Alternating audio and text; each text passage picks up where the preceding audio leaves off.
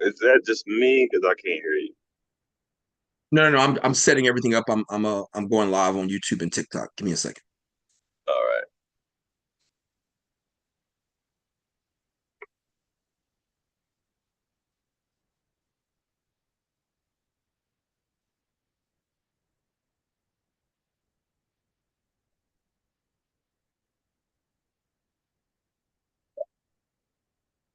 All right, perfect. So first thing,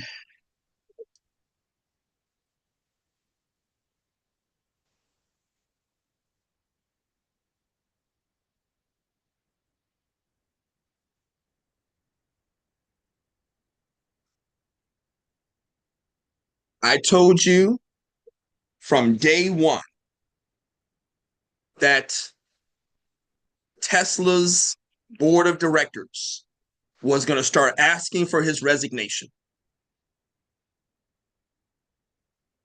As I said yesterday, I love it when my predictions are on point.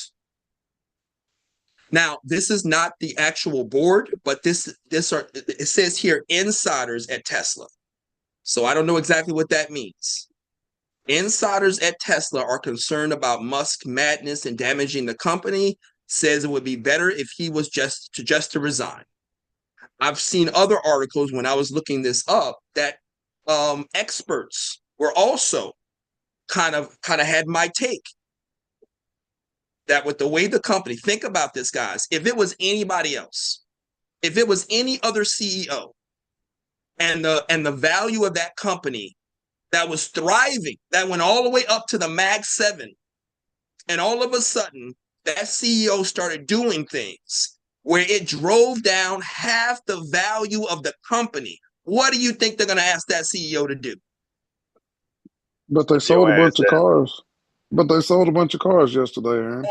We're gonna talk about that in a second. Oh, believe me, we're gonna talk about that in a second. But that recovery, no matter how much cars they sold, is not gonna turn back 55% of value. Did you post this article or these articles? I'll Yeah, yeah, actually look. I posted in WhatsApp yesterday. So we're gonna go over a couple of Okay, I those. missed it. But like I said, if there was any other CEO, and the markets could have went down 20%, and they would have asked the CEO to resign. Tesla has gone down 55%. And we know that it Wow. directly impacts what Elon Musk is doing outside of Tesla. And this is what I was talking about, the no confidence. There has to be a no confidence clause in his CEO contract. There has to be. He's directly affecting the profits. Now, let me give you another example because we talked about we talked about Target. Remember, I said this was going to come back later. Remember, I showed you an article last week where the shareholders of Target are suing Target because the DEI was not required, and they're implementing that DEI and drove down Target's revenue. The shareholders are now suing whoever is took away the DEI because they affected the revenue of the investors. That's the same thing with this. And that's the reason why I showed that article last week. Is that People the could same thing sue. that happened to Papa John's? Yes. If the CEO or the board is making decisions that are impacting the value and investment of its shareholders, the shareholders can sue.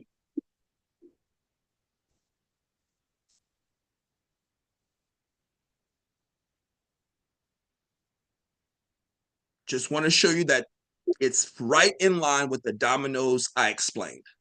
And this, once again, is why we do this every single day. Where's the domino now?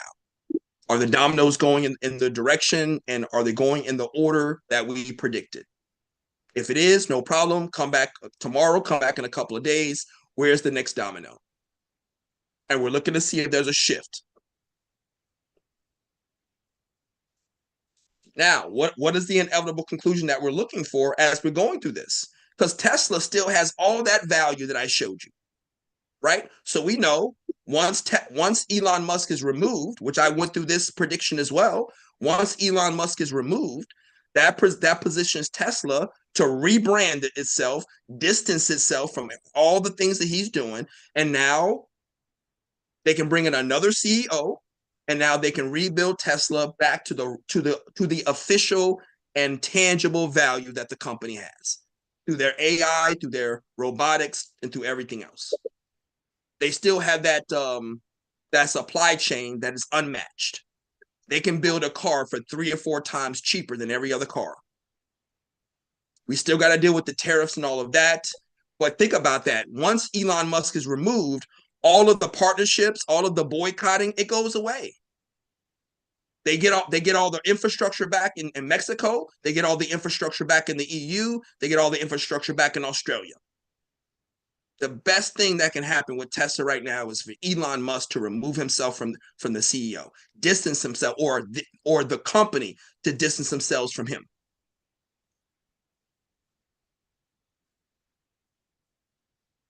I love it when I see dominoes fall in place. Now, let me go ahead and show you what the comments were, because I did mention this. Some of you might have missed the article, but never in the history of history, never in the history of history have I ever seen a president do product placement, product endorsement. Trump sets up several Tesla vehicles in front of the White House, in front of the press, and basically does a commercial. Conflicts of interest be damned. Thank you. And he basically promises to buy a Tesla vehicle. I don't know if he was going to buy one personally. I don't know if he was going to give Tesla a government contract. I don't know what that statement was. I'm going to buy Tesla. And that's the thing about the cult. Everybody went out and bought either Tesla vehicles or bought Tesla stock. He said he was going to buy it at full price. None of it makes sense. But I have never seen a president do product placement. And this is what we've seen since day one of this presidency. They are blatant with their corruption. They are blatant with their bribery, their fraud. Like you say, the double standard, the conflict of interest. They better talk to Harley Davidson about his endorsements and how that goes. What happened with Harley Davidson? And huge embarrassment. That's a huge scar. They end up having to move their it was something dealing about the steel or at that time, and they were already tanking, and he was calling himself he was really just trying to gather votes and was using Harley Davidson and veterans, and eventually the promises he had made with steel in China didn't come to fruition. So they had to shut their shop down. I think out there it was in Milwaukee or Wisconsin, whatever, and end up having to make the embarrassing trek to India, of all places. And so ever since then, they're just some type of dying old horse on a hill that nobody even cares about. But that's where his endorsements go. Well, I do know that there was also an event that a lot of the Harley Davidson's parts come from Canada. So there's this whole thing with that as well. So, but I see your point. And like I said, even when I post, I says I'm no longer surprised. There's nothing at this point that can happen that I'm going to be surprised at this point. The You president like, did. Aaron, What? you mean like laboring people, terrorists that don't buy them? Well, that's the next thing. That's the next thing. Let's go ahead and throw that article up. Because this kind of goes back to what we were saying about the Tesla needs to distance himself from Elon Musk, because It's not domestic terrorism if you do the Nazi um symbol gesture. That's not domestic terrorism. But if you retaliate by violence at the Tesla dealerships, people are vandalizing Tesla cars. That Trump says that if you do anything like that, if you attack a Tesla dealership or a Tesla vehicle, it is domestic terrorism.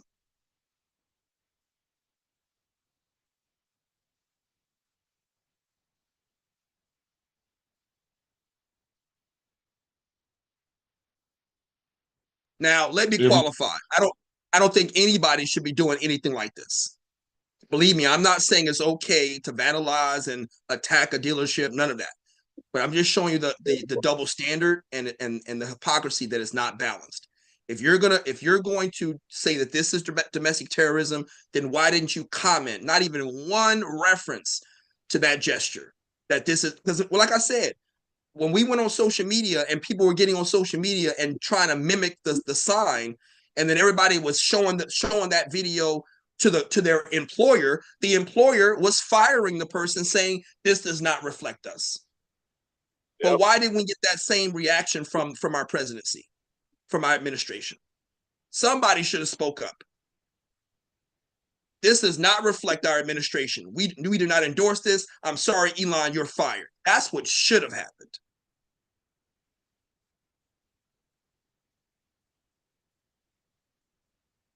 Does somebody have a comment?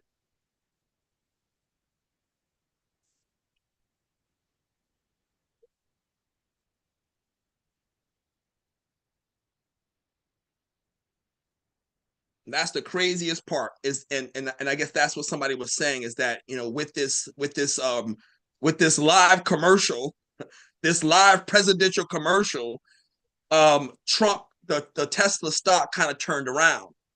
But like I said, that's not that's the same thing as announcing the crypto strategic reserve, or we're going to back away from tariffs. It's just a temporary fix. You're just propping it up for maybe a day or two, and the real value sets back in, and it goes back into its normal direction.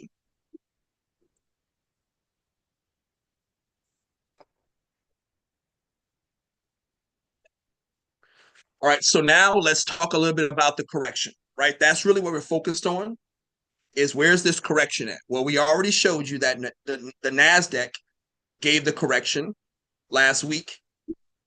I already told you that the S&P 500, we did the calculations on Monday, and we knew that the S&P 500 had to get somewhere around 5,500. Well, guess what? It hit that yesterday. So now we have our correction with the S&P 500. The only thing we're waiting for is the Dow Jones, and we did that calculation yesterday. And we needed another 1,000 points. And the markets just went down 400 points yesterday. And that's the reason why I said we may not get the 1,000 points in one day, but if we keep getting a little bit over day, probably by Friday, if the markets keep going down 300 points and 400 points, and you know, in that manner, probably by Friday we'll get the correction in the Dow Jones. And that's all we're looking for right now. We're not focused on a 20% crash. We're not focused on a recession. We already said that as long as the Fed and the central banks are echoing that it's a strong economy, we're good to go. We don't have to worry about the echoes and the noise of everybody talking about a recession. We'll know.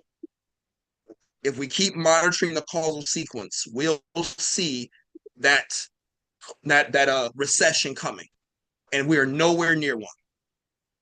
We just got to make sure we're not adopting, or we're not being infected by the media, because I'm telling you, that's the first card they're going to pull out of their deck.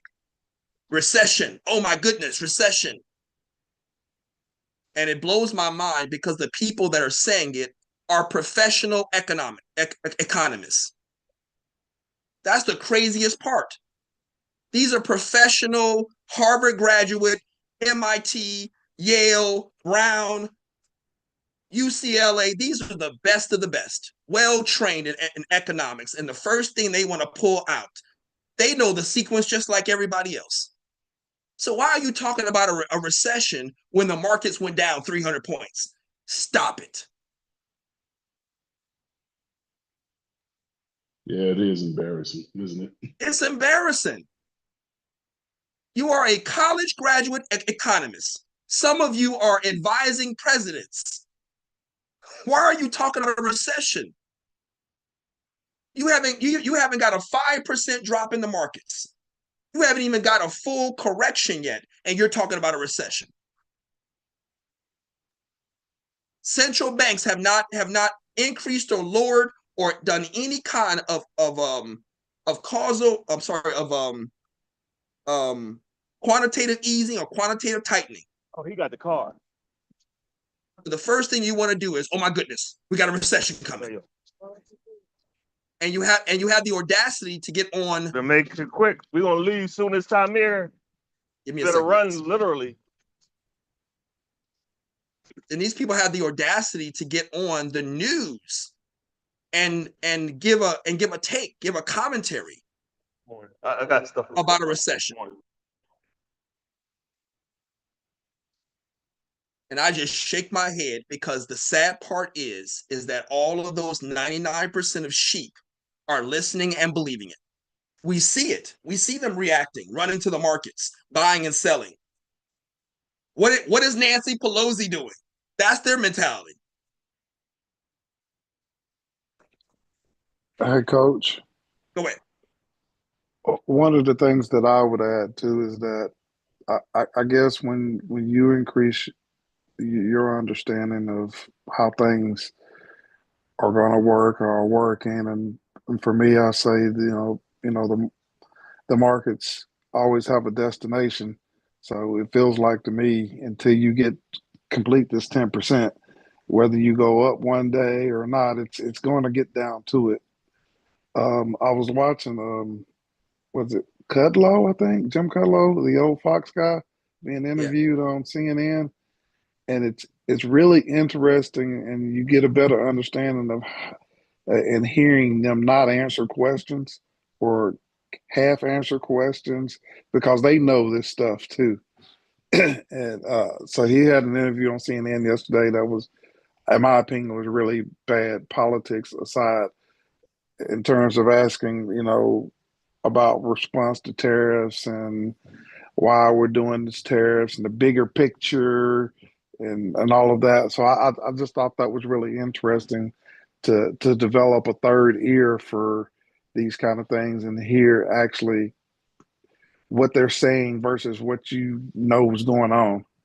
Mm-hmm. You are correct. So to recap, this is the S&P 500 down here in the red. And this little bottom out right here, this is where we got the correction. It hit the 55 or 40. And that's exactly the target that we needed for the correction, the 10% drop in the S&P from the 52-week high. So we got the correction now in S&P, and here we now in the Dow up here. Let's go ahead and remove this. So now we're looking for, like, this came down to 41.2. We need this to come down to 45. 40,560, I believe it was. So we're still about 800, about 800 points we need on the Dow Jones. Now we see it did come back up and all of this, and that's kind of what you guys were saying. But believe me, we still have today, which is Wednesday. We got tomorrow, which is Thursday, and we got Friday. So we got 3 more days, and we keep getting stuff like this. We're eventually going to get the correction on the Dow. And we don't have to wait that long. It should happen sometime this week, especially if Trump continues to do what he's doing. He's going to continue to make statements. Now, we do notice that he's trying to prop it up to where it's not just a straight bottom out. So he will make certain statements. He finally kind of reassured everybody that a recession wasn't coming, but he should have done that when the original reporter asked him that yesterday. But he knows what he's doing. He knows the fear and the uncertainty that he's injecting into the markets. And this man will tell, because people are asking him certain questions, and he's saying, "Oh, I'm not looking at the markets." I think that man keeps the TV up on, and keep in mind, he has advisors. So he can say he's not looking at the markets, but I promise you there is somebody in the room that's telling him what the Dow Jones is doing. That's telling him what Nvidia is doing. I promise you, somebody in his little circle, he has an advisor always at his side telling him what the stock market and Bitcoin is doing. Believe me, that man or somebody in his team is monitoring the markets. And if they're not, then it's just lunacy. That's incompetence. If you see that your statements are affecting the markets that much, number one, the first thing you're going to do is you're going to be more cautious in what you say. You're going to be a little bit more open so that you're not breeding that fear and uncertainty into the markets. Why did he wait a whole 24 hours to then kind of reassure, oh, a recession is not coming? That's not on the books right now. That's all you had to say. That's not on the books right now. We'll revisit that if the markets go that direction. That's all he had to say. That's not a concern right now. And I love the fact that Powell showed back up and then gave the reassurance. And then that's what caused the markets to recover.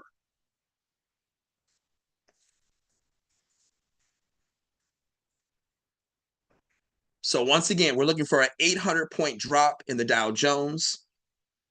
That'll give us our correction on all three markets. And then once we have our 10% drop in the markets, now it's time to rebuild. Let that market come back up. And what have I said all this week?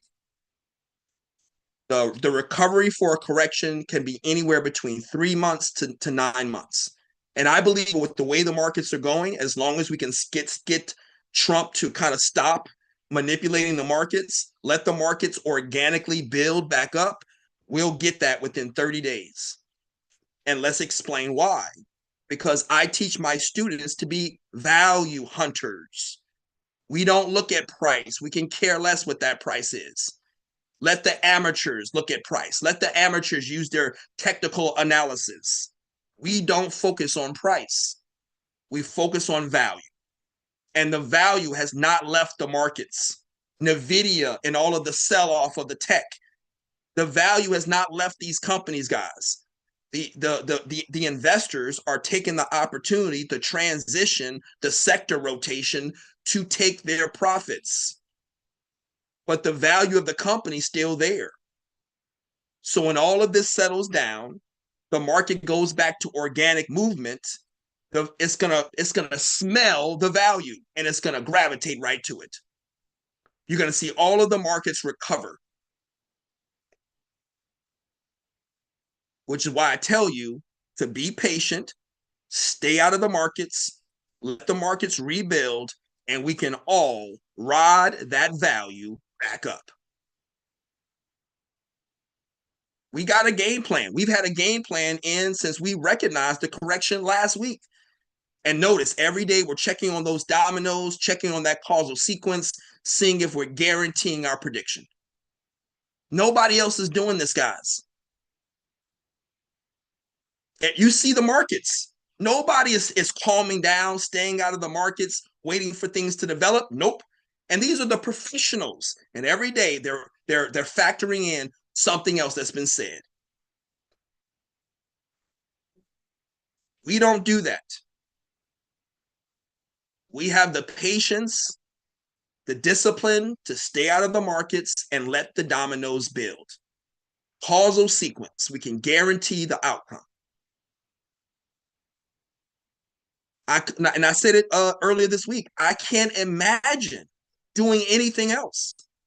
Can you imagine every single day having to change your prediction, change your trading strategy, change your allocation?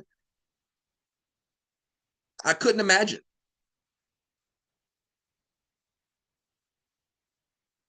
I would rather just stay out of the markets and build my strategy, build my target, build my trade, my entry, my exit, my stop loss. Wait for the proper moment. That's what we're doing. We will not get back into this until the correction is done, which will happen sometime at the end of the week. What the way the direction is going, the way the dominoes are falling. We got our correction with the Nasdaq last Friday. We got our S&P correction yesterday. We'll get our Dow Jones correction sometime by Friday. We only need another 800 points. And with the markets dropping 300 and 400 points a day, 500 points a day, we're going to get it by Friday if it continues to go in this direction. Once the correction is in, 10% drop on all three of the spot markets. We're now waiting because we got to keep in mind Trump is still manipulating. Trump is still doing certain things that's affecting the direction and the volatility and everything else. So once that calms down, once the tariff calms down, because we do know that that was the point. He's not going to let this thing keep going down. At some point, he's going to turn around, let it go. He's going to backtrack. Oh, I'm sorry. We found another way. He's going to go back to Mexico, make a deal, get rid of the tariffs in Mexico. He's going to go back to Canada, make a deal, get rid of the tariffs in Canada. He's going to go to the EU, make a deal there, get rid of the tariffs in the EU. He's going to go to China, make a deal, or he's just going to lower because he can't be soft on China. So he'll go to China and make a deal there. Well, he either lower the tariff or get rid of that as well. Believe me, this man had a plan in since day one. But they had to do the correction first. Because I've been screaming correction since January 1st. I was talking about a correction last year in December. We have been waiting. I have predicted that correction coming in the first 3 months of 2025. I just didn't think that somebody was going to make it happen. I didn't see that coming. I knew the correction was coming. I just didn't know how.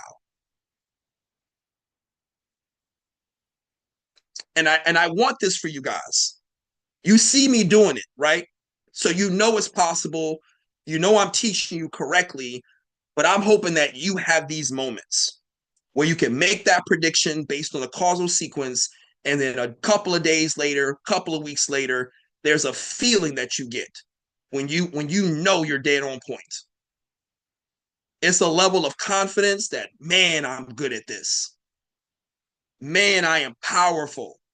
Because what did we explain on Monday when we went over the 12 laws of the universe? Right? There's this law of correspondence where you can look at yourself and you can look at other traders. The law of correspondence.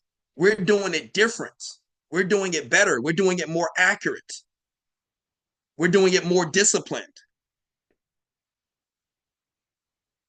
Law of correspondence. We're not doing it anything like the other 99% of the people in the stock market.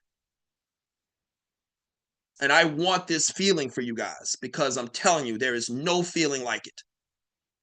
It's one thing to see me do it. It's a whole nother thing when you do it. And I really want that for each one of you.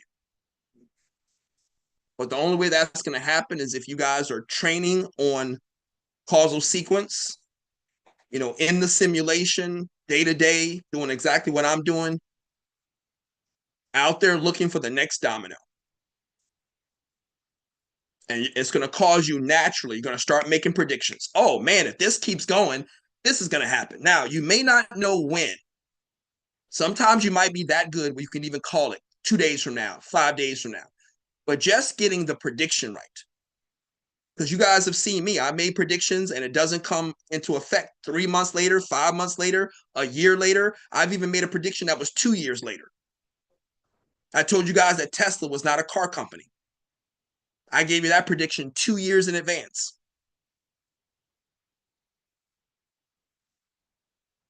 So I hope that each one of you gets a chance to experience that feeling. Because it's not about being correct. It's about being accurate. I can care less if I'm correct. There is no such thing as correct, being correct in the markets. Because you be correct today and you be wrong tomorrow. But if your prediction is accurate, that's what we're focused on. Accuracy shows that you're pointed in the right direction. Accuracy shows that you have the right target in sight. There's a whole lot of things that can happen on that journey to that target. So focus on accuracy, not being correct or incorrect. All right. So last thing is they finally have a deal that they're working on. Rubio went to Saudi Arabia. That was the destination for the negotiations between Ukraine and Russia. They seem to have a deal in place. Now, obviously, Putin was not there, but Rubio and Zelensky were there. They came up with a deal where at least they agreed on Ukraine's part, what they were looking for from Ukraine. So there's an open negotiation, open proposal. Ukraine says that as long as Russia does not attack, then Ukraine is extending a ceasefire. Obviously, if Russia attacks again, that ceasefire is done. So Rubio contacted Trump, let him know that there's a deal in place, there's a ceasefire in place. Trump said that he would contact the Kremlin to make sure that they can kind of get a final ceasefire and a final truce or final treaty, however you want to word it. So there's possible that there may be an end of the Russian-Ukraine war sometime soon.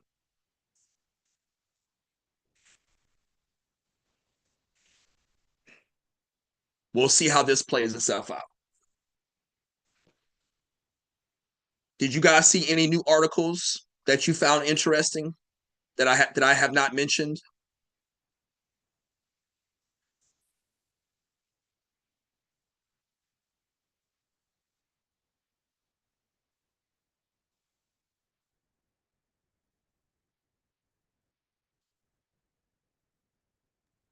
One economist I came across, and I can't find the video on TikTok again, talked about the kind of break down the tariff in regards to China, about their currency and the elasticity, which is a very unique word that I had to look up. An economist term, basically stretching another currency, a country's currency, and see if it continues to keep its shape. So in that regard, he had talked about how if there's a 10% tariff, and gave an example, if he was buying he had earned some money as a kid and went to go buy a candy bar, and he bought it, and say, for example, the candy bar is $1, and the state put a tax on the 10%, then it'd be $1.10.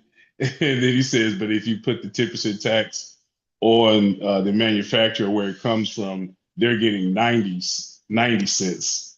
So it's just a lot of, I guess the calmness still hasn't come yet. So I guess people are not starting to calm themselves, because nothing has actually happened to where it should have this much of an impact in the markets. Exactly.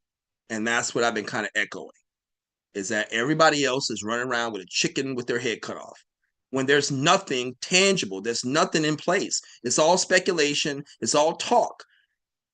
We're waiting for the actual sign the signature, put it into law, put it into policy. And then you still have to wait for it to go into the supply chain. It has to disseminate into the government oversight. It has to disseminate because think about this, guys. Somebody has to be at the border counting. Nobody has really thought about the logistics of this. I have.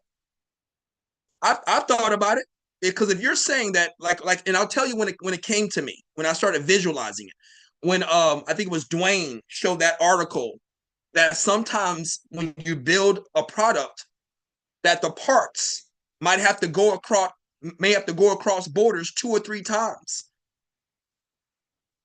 How does that look?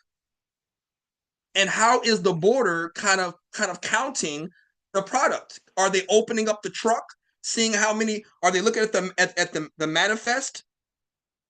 That's probably what they're doing. They're looking at the manifest, but they may go so far as to open up the truck. Let's see what you really have in there. Because if you don't think that people are going to put a small product price on the manifest, and they got expensive parts in the truck to kind of curtail their tariff, don't think that they're not capable of it. They'll put 2-cent teddy bears on the manifest, but they got $1,000 Tesla parts, on the actual truck. Don't you doubt it for a second. So Hey, I've gone through. Go ahead. I'm sorry. I did see an article on China referencing they discovered a new energy source that could power their country for the next 60,000 years. The energy source is called thorium, and they're making a big deal of it. Let's see what we got.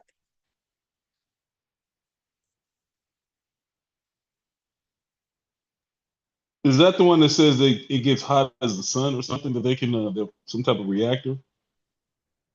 Or thorium. I didn't spell it right. Got it. So thorium. I see it now. Thorium, silver-colored metal with immense energy potential, generates 200 times more power than uranium. China may have discovered a nearly limitless energy source capable of sustaining the country for tens of thousands of years.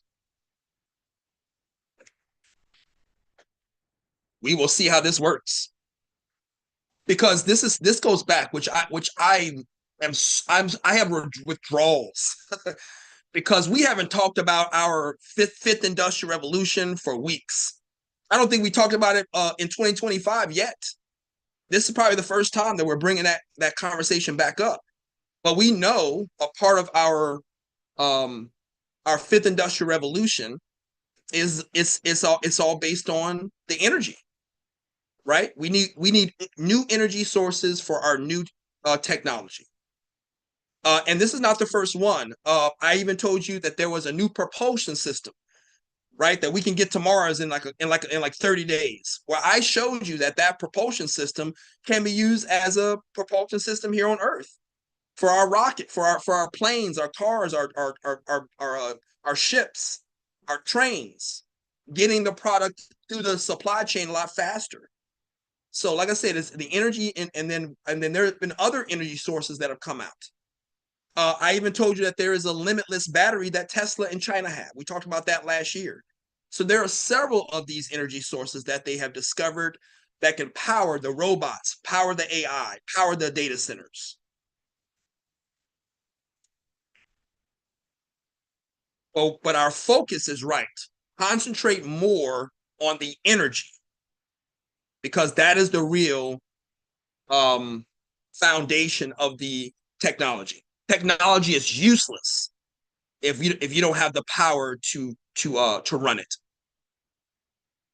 So thank you for that, Damien. I'm going to keep track of this, see how this is going to come out, because what we're really looking for, like I said, the first thing I'm thinking, where's the causal sequence? And I always go to competition. And I keep reiterating to you guys inside your course, if you have the crossbow or the sniper AI, you have the Empower. There's an Empower acronym in your workbook. And I think it's one of the most powerful things that I gave you. Now, before we did a presentation where I even gave you an infographic, a PDF infographic. And if anybody needs that, if you don't have those courses, if you have the King Cheetah and you don't have the Empower, reach out to me. I'll send you the infographic. But it basically gives you this acronym of Empower, EMPOW. I'm spelling it wrong.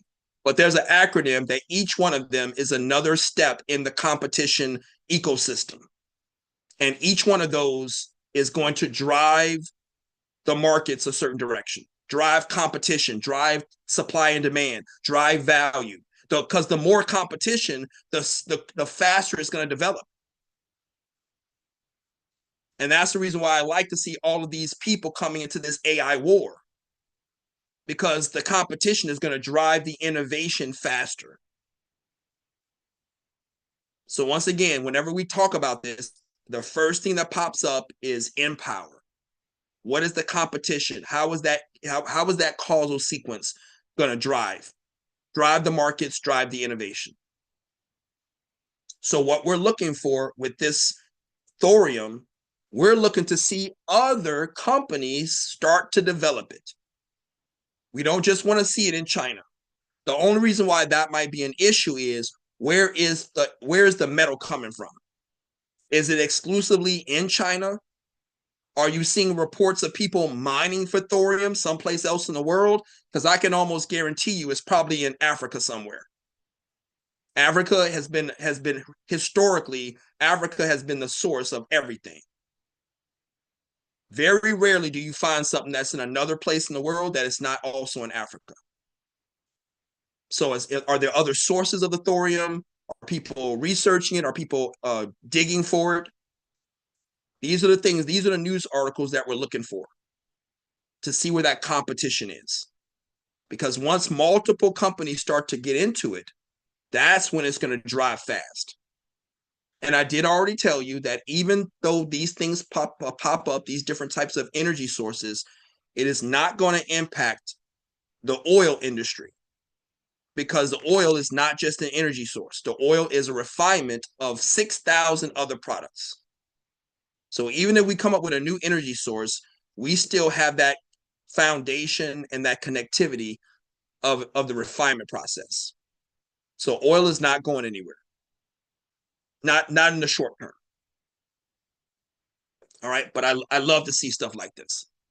Eventually, we'll be able to get back to that form of analysis, getting into the fifth industrial revolution, getting into the energy sources, the technologies. I look forward to the days when we can get back to that. Right now, we got to get over this. And someone came up with a term for this, man. I was watching the news. Oh, I cannot remember it. And I thought I should have wrote it down. Dang, I can't remember it. But anyway, we're so heavy on tariff. Wish I could remember the term that this dude came up with. It was basically a term for tariff fatigue. But I can't remember what he said. But that's basically it. Everything's about tariffs. Everything. But until we can get the markets to kind of calm down, because it's not real. Nothing is being implemented. It's all threats and speculation. Threats, speculation, and negotiations. That's really it. Well, if you do this to me, I'm going to do this to you. That's not real. And that's all you're seeing in the news. EU just came out with a statement. If you do this to us, we're going to do this to you. It's not real. All right, so here's an interesting article. We know that Intel is a target right now for Taiwan Semiconductor and Broadcom. But now it seems that NVIDIA might also be interested. I don't know if Broadcom is still in the picture, but we know that Intel has sunken down so low, and this is another one of my predictions that I gave you last year.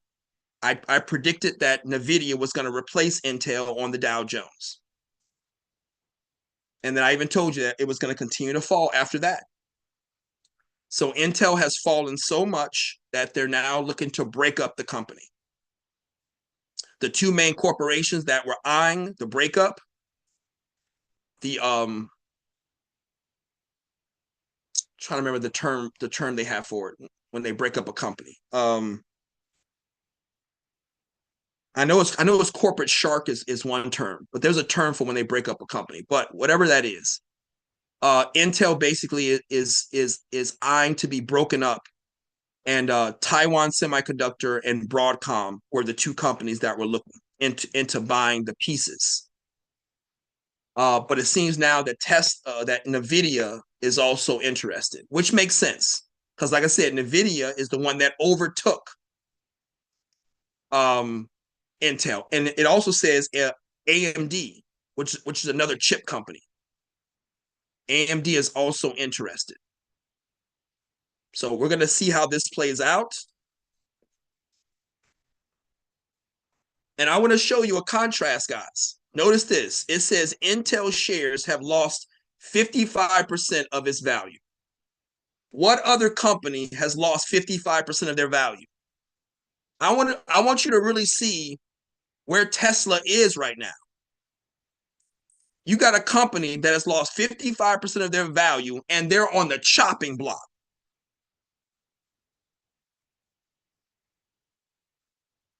Intel lost 55% of their value in 12 months, and they're on the chopping block. Tesla has lost the same 55% in 2 months.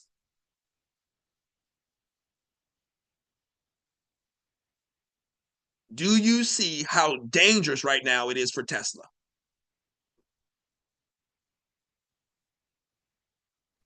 Aaron, there's another story involving Intel talking about they might cause a glut of chips on the market because of them and the competitors.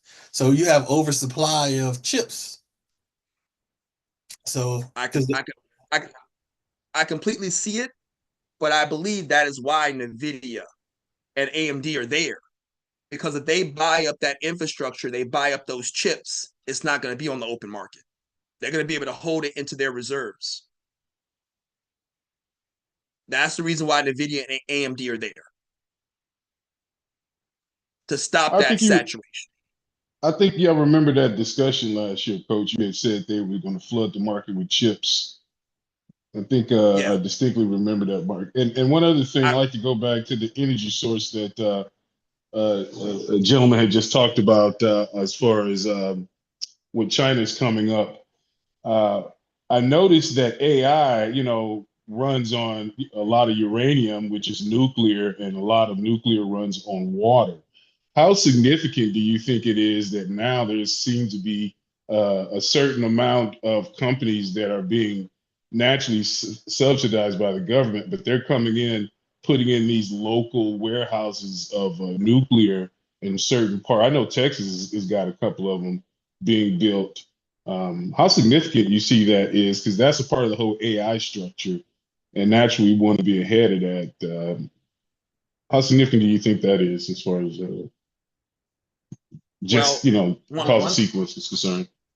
Yeah. One thing that we went over when we were going over the fifth industrial revolution, when we were going over all those different segments, that when you're in that energy sector, right, it's not just new energy sources, it's taking old energy sources and making them better. And I showed you that over history, right? In the second industrial revolution, they made the steam power better. And then we saw the same thing with solar power and even nuclear plants. Like recently, we saw an article last year, earlier 2023, or in 2024, they came out with a way that made nuclear energy better. Or at least the nuclear energy plants more efficient, less environment, more environmentally safe. So that's the second thing that we're looking for, is that we take old energy sources and we make them produce better or less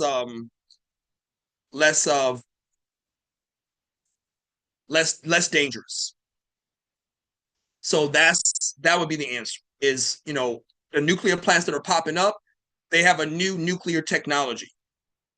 Like I said, I can go back and find the article, but they have a brand new nuclear technology that they're implementing on these new power plants. Now, I don't know if they're going to go to the old power plants and update them. That would make the most sense. But that's what we're looking for. They're taking old energy and updating it to new technology to make it to make it run more efficient. Yeah, I heard them wanting to. Yeah, absolutely. Because I heard them wanting to do that, especially around the New Jersey parts, the U.S. and those old areas, and refurbishing them um, Yeah, to bring them back online. you got it. You got it. So that's what we're looking at. And like I said, those are just a couple articles that'll pop up. We know what that means. That means old energy is being updated. And we see the evolution of all of these new energy sources. Because that's another thing about the new energy sources. There may be one little part, one little sequence, one little thing that they're using to power the new energy. Well, let's take this part over to the old energy and let's update it. That's the brilliant part about the fifth industrial revolution. That it's all going to be interchangeable. They can use the new to update the old. So love it, love it, love it. All right, let's see if there's anything else. All right, we learned about the thorium. We see NVIDIA eyeing, and here's the other thing about this, guys. This is just more value. You think if NVIDIA or TSMC or because keep in mind, Broadcom and NVIDIA are in the Mag 7, and it's actually it's back to the Mag 7 because Tesla is out. We have an official Mag 7 again. Tesla is out. Broadcom is in. So I'm going to stop referencing Tesla as a Mag 7. They're not there anymore. Broadcom is the new leader or the new kid on the block. And we need to start monitoring Broadcom a lot more because they're making moves. I see articles on Broadcom like every other day. So we need to start watching Broadcom because it's not by accident that they're in the Mag 7. They have grown to a $1 trillion company. I don't know where they are now after all the tariffs because there's a mass sell-off with tech. But that's another good point. We need to remember where they were. We should have some idea of where the value was before the drop, because that means that these companies are going to have to go back to that point. So if we see any of these companies drop off of the $1 trillion list, all we got to do is remember where they were. Like NVIDIA being a $3 trillion company, they lost $1 trillion. They're now sitting at about 2.2, 2.1. So just try to remember where they were, and we're going to see when the markets are done and ready to recover, we're going to see all of them go back in to their original valuation. But we should not be ignoring Broadcom. They're making some major moves. And I'm going to give you the same prediction that I made with NVIDIA last year. When NVIDIA came into the Mag 7, what did I say? They're going to have to diversify. If they're going to stay in the Mag 7, going back to that ecosystem of competition, they're going to have to diversify. They can't just offer one or two things. They got to figure out what the other Mag 7 are selling and offering, and they're going to have to come up with a comparable product. If they do not diversify, they will not remain in the Mag 7. Diversifying is essential to staying a $1 trillion company, because you're competing with other $1 trillion companies, and they're going to drop you off. They're going to drop you off the list. You got there with your one or two products, but if you want to stay in the Mag 7 and grow in the Mag 7, you have to diversify. And we have seen NVIDIA diversify. We do our research. We know everything that NVIDIA has to offer. Most people are still focused on chips, focused on gaming. They have no idea the real value of NVIDIA. The institutions know, which is why they're trying to get everybody to sell their NVIDIA. But we got to focus a little bit more on Broadcom. They're an official member. They've been there for a while. I see them in the news every other day, making moves, making deals, making partnerships, new innovations, buyouts, mergers, acquisitions. They're diversifying.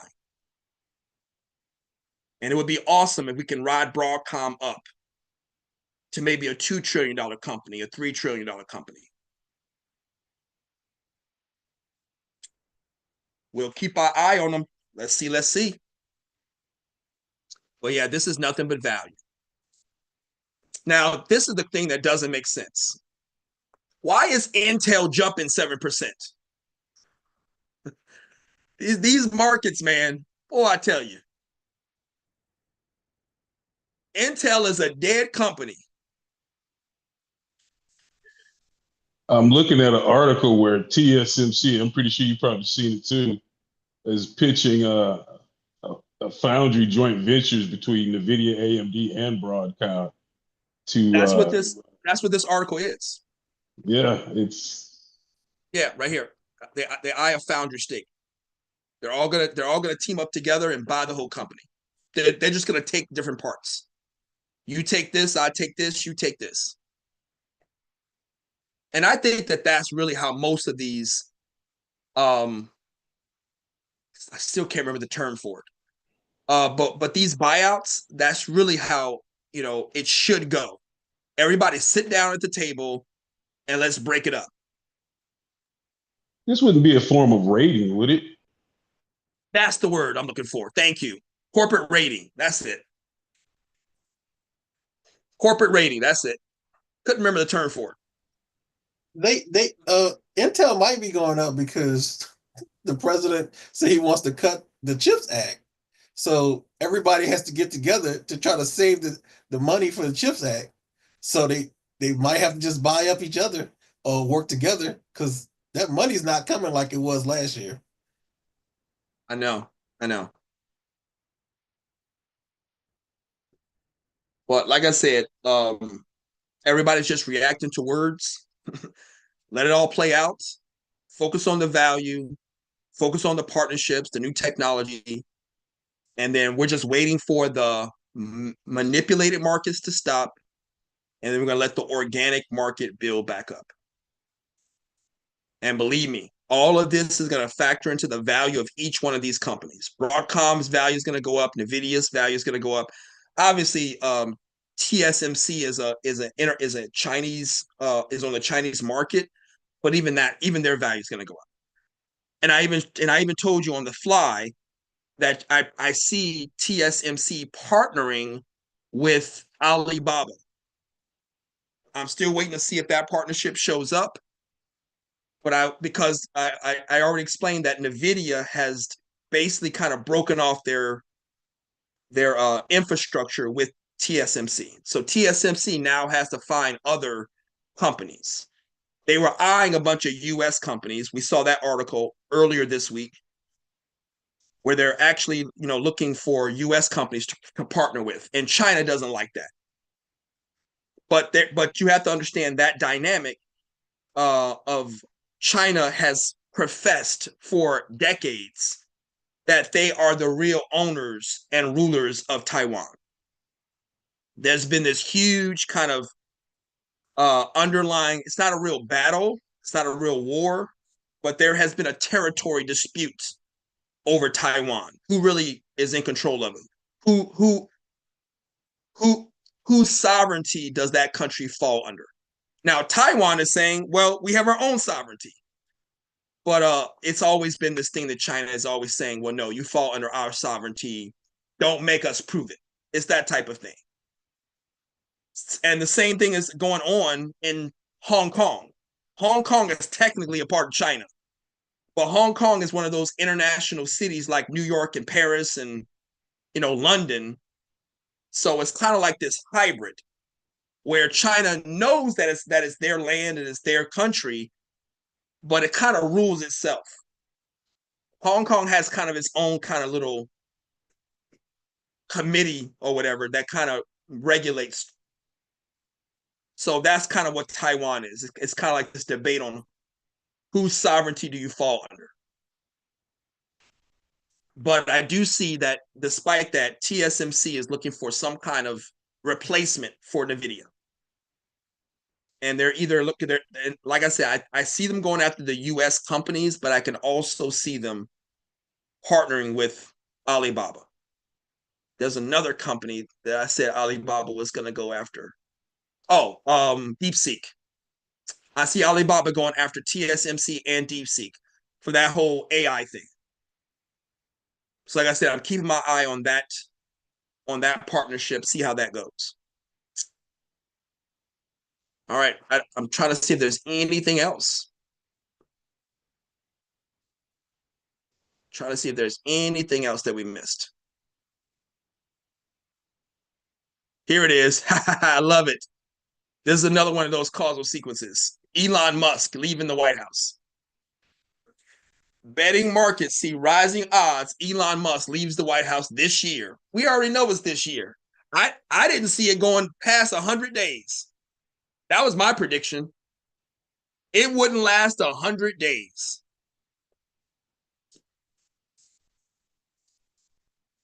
And we're not even 60 yet, right? That was my prediction. Will Elon Musk last in the White House for the first 100 days? I don't see it. They've already taken away his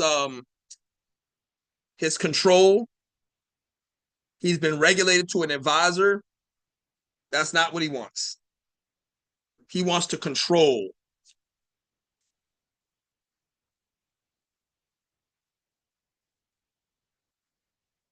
So we'll see how this works. But everybody knows that Elon Musk is not going to stay there. Inevitable. Let's see what else we got.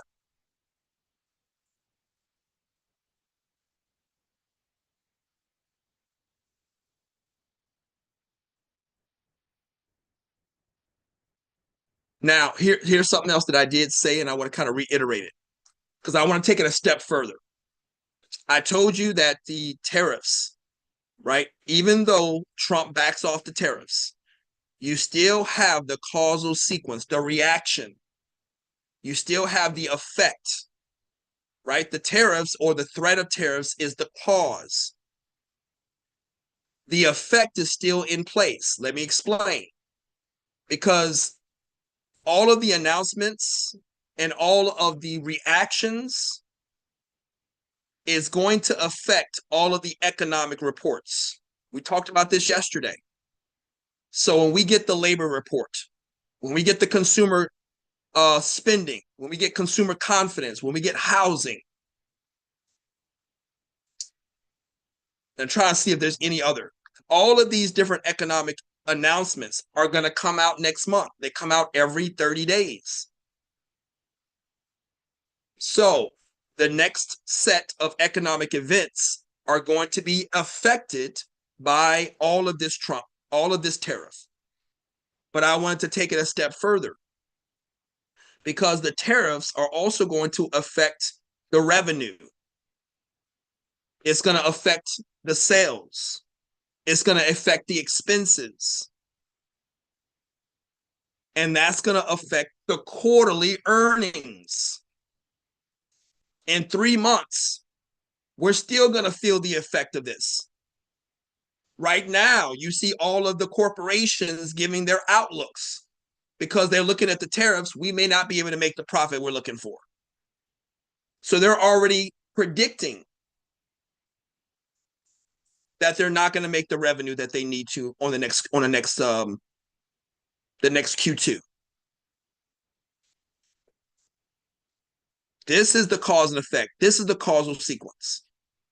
And you got to be able to identify the long-term sequences. Just when you thought the sequence was over, nope. Still got to deal with the economic events next month, and then the quarterly earnings in another 2 or 3 months. This is far from over. And the reason why I say that is that even if we get the recovery of the correction, those are going to be bearish events. So what's going to drive the markets back down? Does everybody understand that? That's the reason why I'm bringing it up.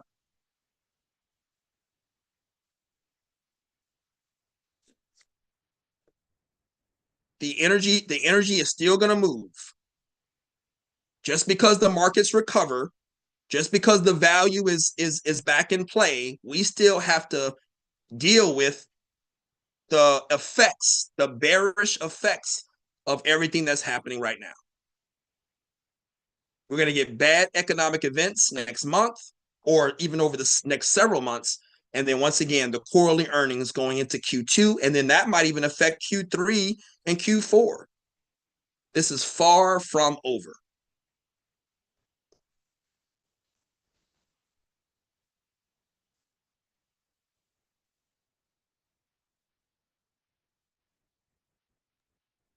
Also, a matter if there's any more bombs being passed back and forth between Russia and Ukraine between here and now.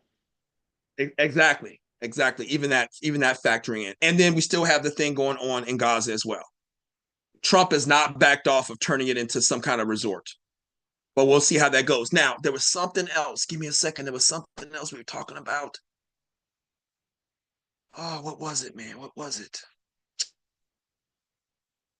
Man, there was something that happened, and I was going to give an equivalent of it. Was it Germany?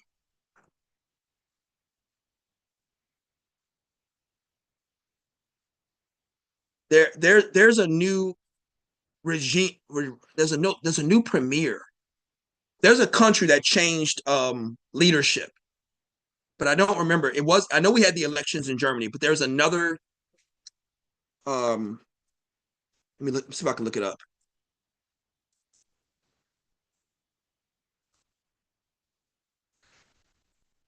Let me put in Europe.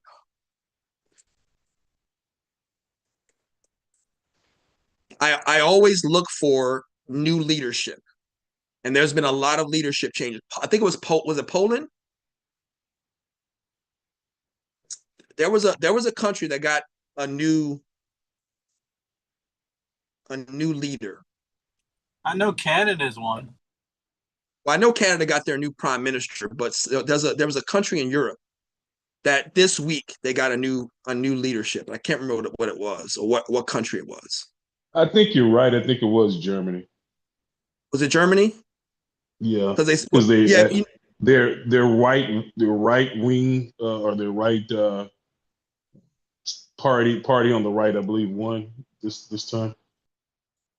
Yeah, they had the election. I think that's probably what they were talking about. They had the election. I guess they're not putting that person in place. Okay, that's probably what it was. It was probably Germany. They had the election. The election did not go in Elon Musk's favor. Whatever he was endorsing didn't work. But here's the point: is that there was something in one of the articles.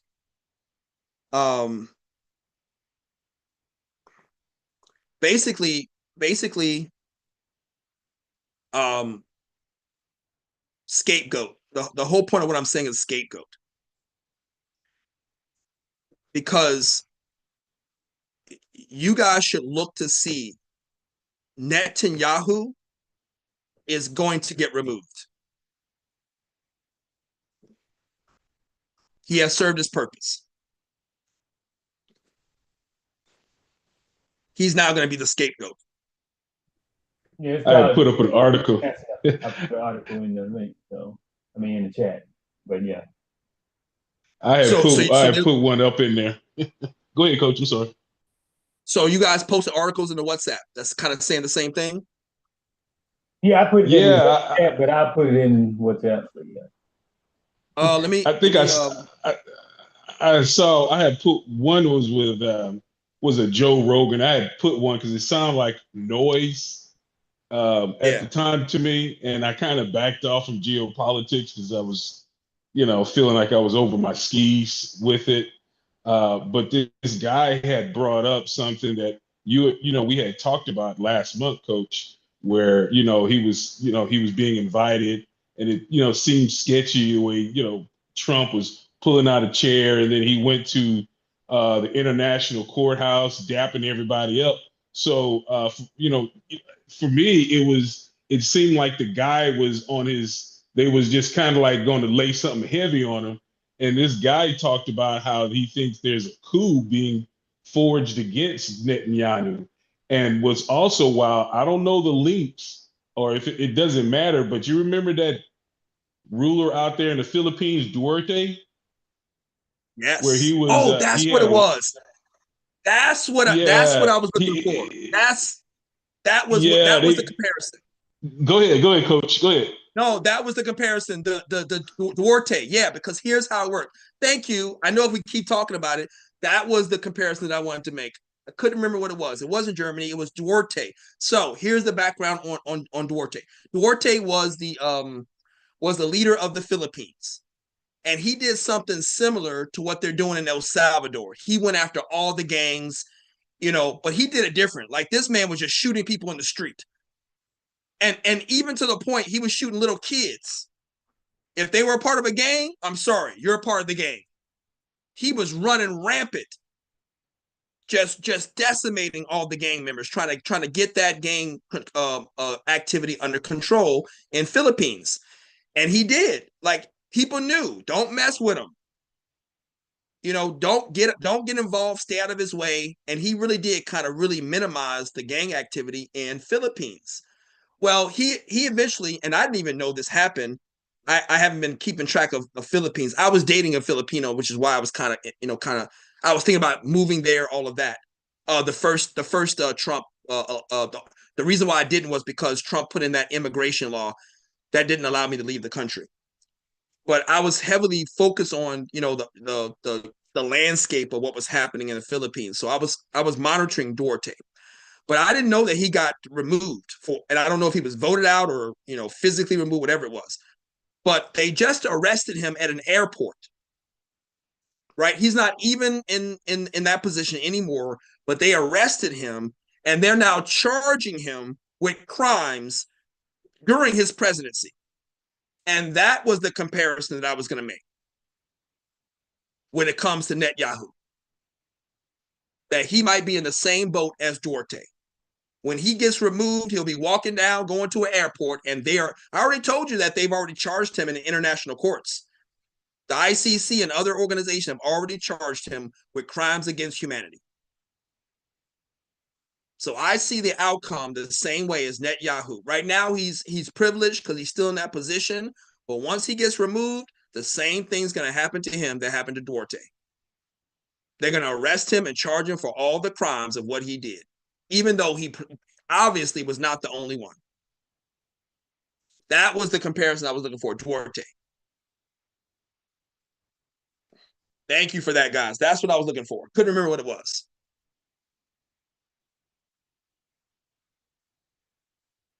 So here's another prediction.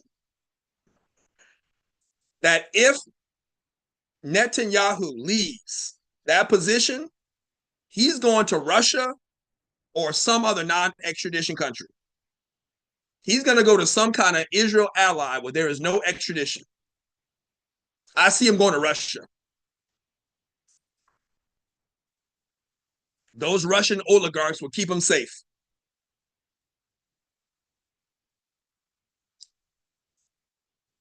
If he goes anywhere else, they're going to get him. That was it, though. It was the Duarte comparison. But we're still monitoring and watching what's happening in Gaza, seeing if that's going to affect anything. Because here's the thing about this: once they get the peace treaty in place with the Ukraine and Russia, the next thing is going to be the whole Israel-Gaza. That has to be the next natural occurrence. Now, there's also another. Give me a second. There's another. Do you guys remember the guy that came on Super Bowl and he was waving a flag? And on the flag was a Gaza flag, and then there was another African country. I can never remember the country that was on that flag. Let me look up Super Bowl. I think he was waving the Palestine flag. But there were two flags. There was an African symbol as well, because there's something going on in Africa. There's a genocide going on in Africa. So he was bringing attention to that. President Super Bowl halftime.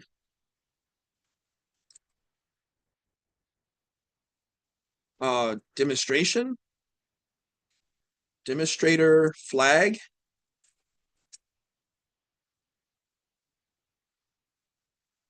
Halftime dancer won't face charges. Palestine. What was the African country that he had on that flag? Sudan. Sudan. So there's something been happening in Sudan and Eritrea. Eritrea. I can never pronounce that right. But there are two major countries. Now, obviously, guys, there are major things happening all over Africa that we don't hear about. But there is something happening in Sudan. I'm gonna put in crisis. 12.5 million people have been displaced since 2023. And these are the things they don't talk about, right? They'll talk about Ukraine. They'll talk about Israel. You know, we already know the reason why these kind of things don't make global news. But there are even worse things happening in Sudan and Eritrea.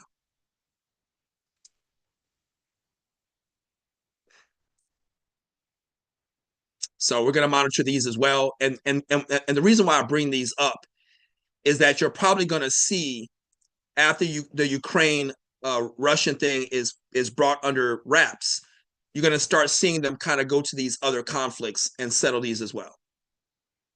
And then what that's going to do is that's going to settle the global markets down, the global economy down. You know, you're going to see the Panama Canal that just got bought out by BlackRock. Suez Canal over in Gaza, in Egypt. So we're just going to monitor these things to kind of see how they play out in the global economy. These are all little dominoes that we're checking on. But we're definitely going to check on that BlackRock when it comes to the Panama Canal. That's probably going to be a major event. But this is what we do, guys. We're checking the dominoes every day. We're checking the dominoes every single day. We don't know. Yeah, that Panama is going to be a huge beef, Coach. I think that's going to be a huge game changer because, not to interject, but the word has it there also, Mexico is also, China's tapping another avenue through Mexico to build their own Panama through another port that's a U.S.-owned facility that I've been going down a rabbit hole. I'll shoot that article over. But yeah, they're looking to do their own Panama canal with China's help. Hold on, let me clarify. Because we know it took them several years to dig up and make that Panama Canal, wide enough for them to use it. So you're saying they're trying to basically create and I guess they're trying to do it in Gaza, that second port or that second canal in Gaza. That's what they're trying to do in Panama. Exactly. They're finding all kinds of ways to go around all these. Every time, it's chess. So every time they put up, one barrier or go back over some old real estate like the whole thing about getting Greenland and getting those shipping channels that they're using.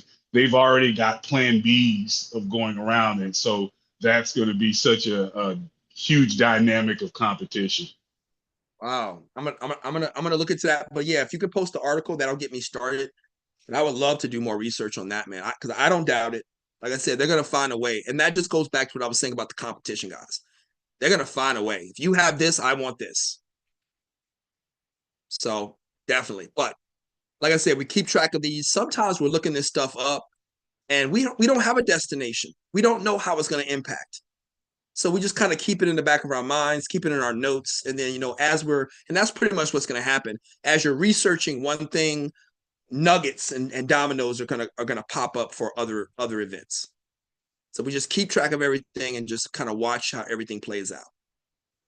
And the focus is the only thing that matters is what's currently in place. If it's speculation, if it's threats, who cares? So this is where we are, guys. Trying to see if there's any other announcements. I'm gonna go ahead and get off of TikTok and YouTube now. But I hope you guys are learning a lot. I want to thank everybody for showing up on TikTok, guys. Hopefully you guys are learning a lot as well. you can see we're doing it different. We do not teach. You're never going to see me show a chart. You're never going to see me show technical analysis. That's not real analysis. Analysis is tangible. What is really going on in the markets, what's really going on in the global economy. Let's use what we call causal sequence to guarantee the dominoes are falling. We know the inevitable conclusion. Nobody else is teaching this. So hopefully you guys are learning enough to maybe you want to join our community to learn the right way to do it. Because crypto is a sinking ship. Get out of that market, get out of that casino, get into the real markets, guarantee your results, make some real money. You never have to worry about what's happening right now in crypto. Because they are manipulating, fraud, scams. No way no way that market is sustainable. I'm going to show you a market and a trading strategy that is. All right, so hope you guys are learning a lot. If you are interested in joining our community, buying the course, coming to the student room, whatever it is, reach out to me, and I'll see what I can do. All right, enjoy the rest of your day, guys. Be safe. We'll see you tomorrow around 7:45. All right, thanks so much. We'll do the same thing for YouTube.